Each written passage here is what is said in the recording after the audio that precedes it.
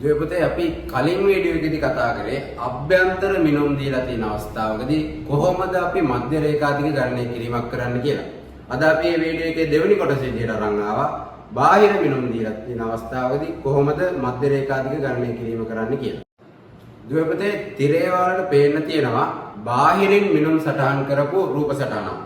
මේ රූප සටහන අපි අර කලින් වීඩියෝ එකේදී ගත්ත රූප සටහන වගේම කහ පාටින් පෙන්නලා තියෙනවා මධ්‍ය රේඛාව. කහ පාටින් පෙන්නපු මධ්‍ය රේඛාවේ දිග තමයි අපි හොයන්නේ. හැබැයි මේකෙදි බාහිර මිනුම් තමයි දීලා තියෙන්නේ. බාහිරින් මිනුම් දීලා තියෙන්නේ. නමුත් අපිට අවශ්‍ය වෙන්නේ කහ පාටින් පෙන්නලා තියෙන මධ්‍ය රේඛාවේ දිග ගණනය කිරීම.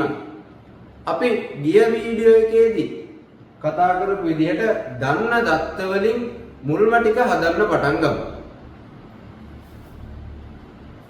රූප සටහනේ යන්න දිග පැත්ත. දිගින් වැඩි පැත්ත. අපි දන්නවා අපි දිගින් වැඩි පැත්ත සටහන් කරගත්තේ මෙන්න මේ විදිහට.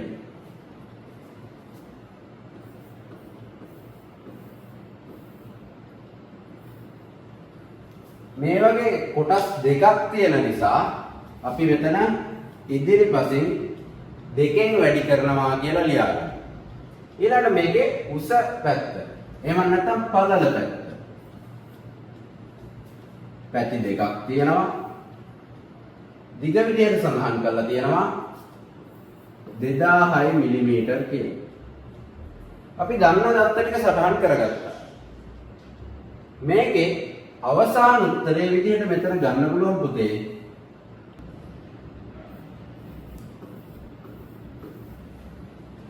දුවේ මෙතන 12000ක් කියන්නේ මේ බාහිර මිනුම් වල සම්පූර්ණ එකතුව.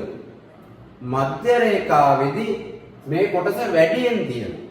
මේ වැඩි කොටස ඉවත් කිරීමක් කරන්න ඕනේ අපි.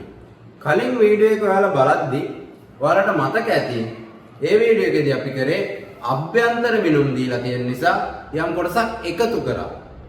ඒ ක්‍රියාවලියම පුතේ අනෙක් පැත්තට සිදු කිරීමක් තමයි මේ අවස්ථාවේදී වෙන්නේ. අපි දන්නවා මෙතන මේ තියෙන L සංදියෙන්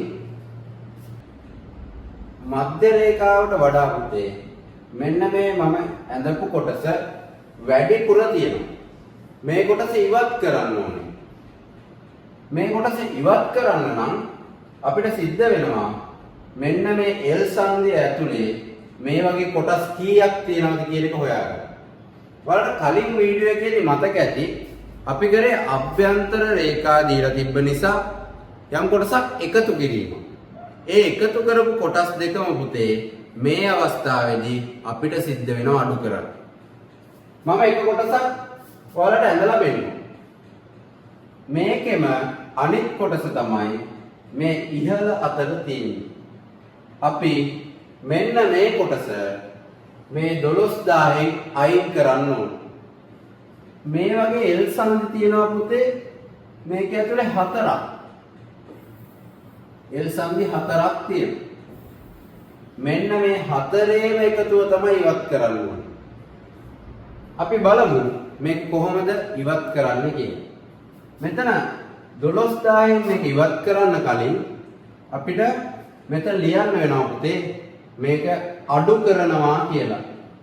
අපි කෙටියෙන් ලියනවා DDT deduction අඩු කිරීම. අඩු කරන්නේ මොනවද? මොනවාද අපි මේකෙන් අඩු කරන්නේ? L සංදි තමයි පුතේ අඩු කරන්නේ. අපි මෙතන ලියාගමු ඉස්සල්ලාම බිත්තියේ පළලින් භාගයක් අඩු කරනවා කියලා. බිත්තියේ පළලින් භාගයක්. මේ ටික අපි මෙහෙම හදනකොට ඔයාලා කලින් වීඩියෝ එක බලද්දී තිබ්බ දැනුම මේ වෙලාවේ භාවිතා කරා. මේ භාගය කියන්නේ බිත්තියේ පළලින් භාගයක්. ඒ වගේ කොටස් කීයක් තියෙනවද පුතේ L සංදියක? ඒ වගේ කොටස් දෙකක් තියෙනවා.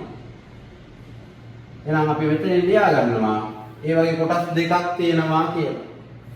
මේ වගේ කොටස් දෙකක් තියෙන L සංදි පුතේ 4ක් තියෙනවා මේ රූප සටහන ඇතුලේ. අපිට ලියන්න වෙනවා මෙතනින් 4ක් තියෙනවා කියලා.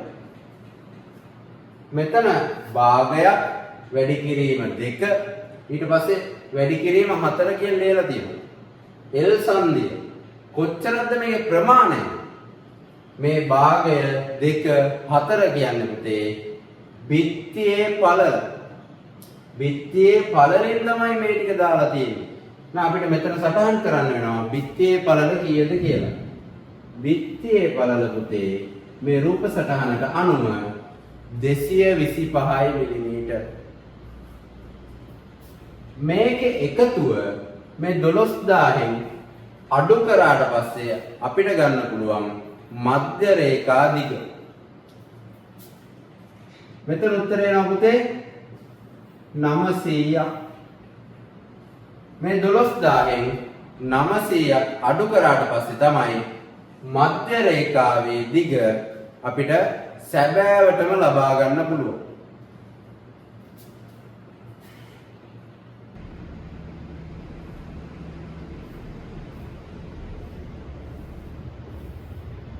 එකොළොස් එකසියක් විදිහට පුතේ අපිට මේකේ අවසාන උත්තරය ලබා ගන්න පුළුවන්.